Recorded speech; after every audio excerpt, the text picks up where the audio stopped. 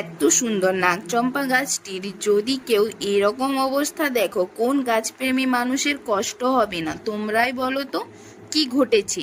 ঘটনাটা তোমাদের শুরুর থেকে বলি, দাঁড়াও।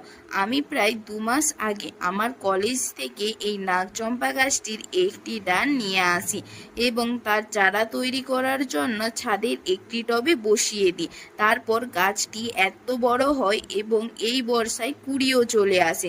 তারপর 2 দিন আগে ভালোই বৃষ্টি হচ্ছিল, তো আমি ভাবলাম এই গাছটি মাটিতে বসালে ভালো হয়, তাই বাড়ির পাশে একটি জায়গাতে বসিয়ে দিই।